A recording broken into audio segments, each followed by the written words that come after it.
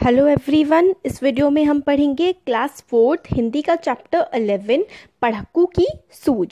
तो एक पढ़क्कू बड़े तेज थे, तर्कशास्त्र पढ़ते थे, जहाँ न कोई बात वहाँ भी नई बात गढ़ते थे। तो जो पढ़क्कू थे वो बहुत ही तेज थे, या फिर आप कह सकते हैं काफ़ी बुद्धिमान थे। तर्कशास्त्र वो पढ़ा करते थे। तर्कशास्त्र होता है लॉजिकल, मतलब तर्क को आप लॉजिक बोल सकते हैं। तो तर्क शास्त्र आप कह सकते हैं कि जिस चीज़ से आप लोग लॉजिक निकाल सकें, इस तरीके की पढ़ाई वो करा करते थे। और जहाँ कोई बात ना भी हो तब भी वो एक नई ही बात गढ़ दिया करते थे, मतलब नई ही बात बना दिया करते थे। एक रोज़ वे पड़े फिक्र में, समझ नहीं कुछ पाए, बैल घूमता है कोल्हू में, कैसे बिना चलाए।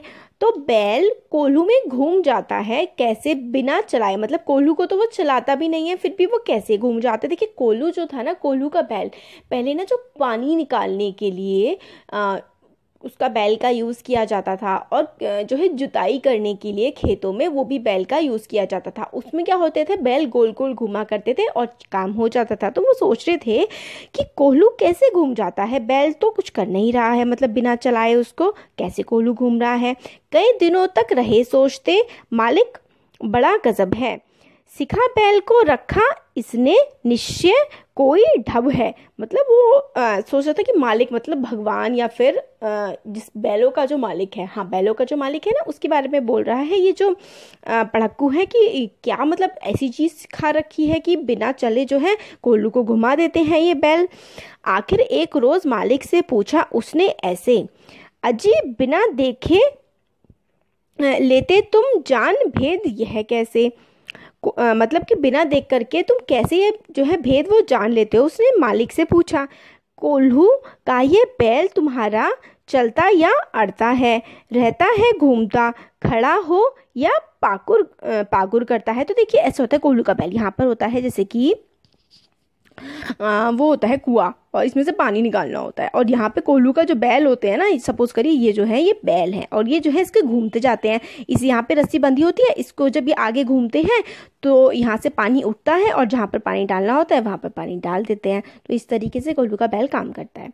तो ये पूछते हैं कि कोल्हू का यह बैल तुम्हारा चलता या अड़ता है, मतलब चलता है या फिर अड़ जाता है, टकरा जाता है, रहता है घूमता, गोल गोल घूमता रहता है, खड़ा है या पागुर करता है, खड़ा है या फिर मतलब कुछ काम भी करता है।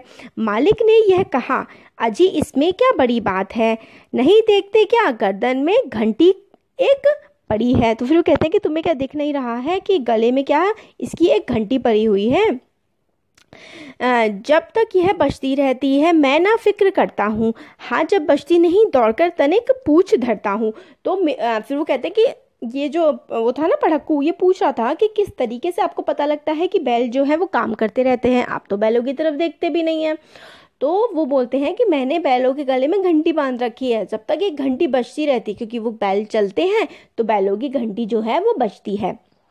और जब ये घंटी जो है बजनी बंद हो जाती है तो मुझे समझ में आ जाता है कि ये जो है रुक गए हैं, और रुक गए हैं तो फिर मैं आ जाता हूँ उनको फिर चलाने के लिए। कहा पढ़क्कू ने, सुनकर तुम रहे सदा के कोरे, बेवकूफ मंतिक की बातें समझ सकोगे थोड़े।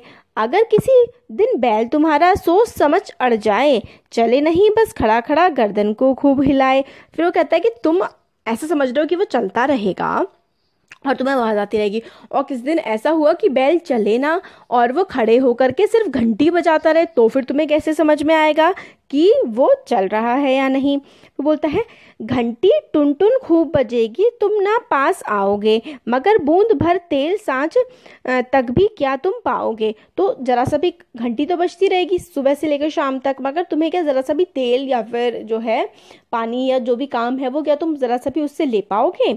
मालिक थोड़ा हंसा और बोला कि पढ़क्कू जाओ, सीखा है यह ज्ञान जहाँ पर वहीं इसे फैलाओ, यहाँ सभी कुछ ठीक ठाक है, यह केवल माया है, बैल हमारा नहीं अभी तक मंथिक पढ़ पाया है।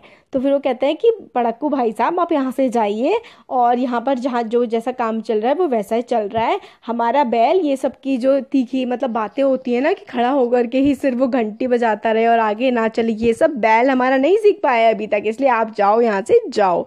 तो इसमें कहानी जो पोयम है इसमें ये बताया गया है कि जो इसमें पड़क्कू है ये कुछ ना कुछ हर चीज़ में तर्क ढूंढता रहता है।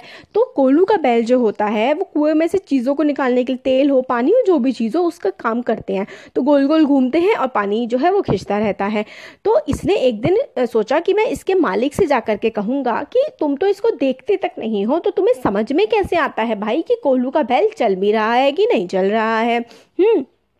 तो फिर वो कहता है, मालिक को तो पता था कि मैंने इसके गले में घंटी बांध रखी है, वो घंटी बजती है तो मेरे को कोई प्रॉब्लम नहीं है, तो आराम से मुझे समझ में आ जाता है कि जो है बैल चल रहा है और पानी निकल रहा है, काम मेरा हो रहा है।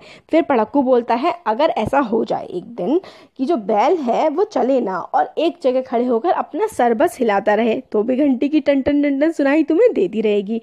तो फिर मालिक जो है बैल का वो बोलता है, पड़क्कू भाई साहब आप जाइए यहाँ से, और मेरे जो बैल है ना उन्होंने आपके जैसा तर्कशास्त्र नहीं पढ़ा है, और मेरे बैल जो है आराम से काम करेंगे, आपने जो पढ़ाई करी है ना उसी जगह पर जाकर इसको फैलाइए और यहाँ बस हमारा जो है दिमाग ना चलाइए।